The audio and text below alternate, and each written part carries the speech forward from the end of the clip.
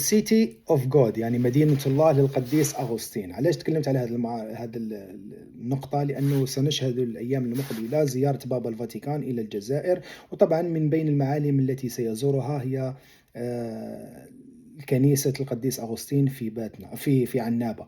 وطبعا القديس أغسطين هو من مواليد الجزائر، وتحديدا في سوق هراس. وفي هذا المقال الذي ترونه هو لوالدي الدكتور أحمد حسين السليماني، هو مؤرخ وعنده بعض الدراسات وبعض الكتب، ومن بينها هذه المقالة المطولة للقديس أغسطين الذي يتكلم فيها حول نشأته، والده الذي كان وثنيا وأمه التي كانت مسيحية، وكيف كانت نشأته، ثم ذهب إلى ميلانو، وكيف يعني هناك يعني كما نقول احنا التزم وتاب وأصبح على الديانة المسيحية وهكذا.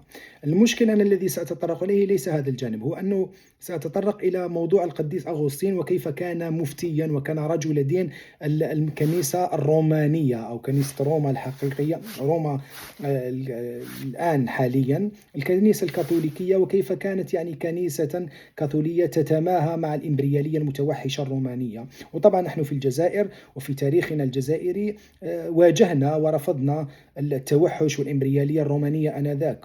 ومن بين الأمور التي تناقشت مع الوالد فيها، يعني حكيت معاه يعني كيف أن القديس أغسطين كيف كان رجل دين مطبل ومزمر بالمفهوم تاعنا، وكيف كان يستغل الدين لإرضاء واسترضاء الطبقة الحاكمة آنذاك والمتمثلة في الرومان.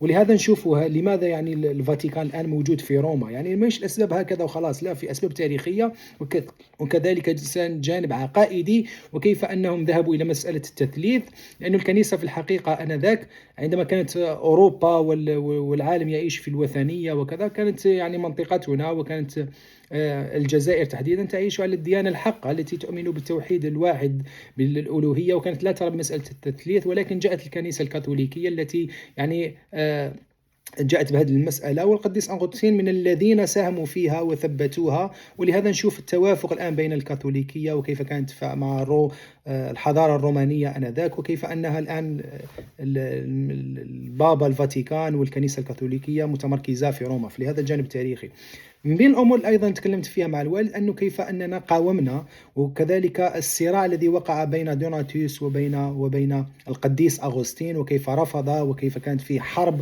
وكانت فيه يعني حرب مدمرة، وكيف كان يفتي القديس أغسطين. في الحقيقة أنه طبعا زيارة البابا الفاتيكان عنده جانب عقائدي وجانب سياسي، وهذا أمر جيد وأمر طبيعي أنه يكون فيه زيارة وهكذا.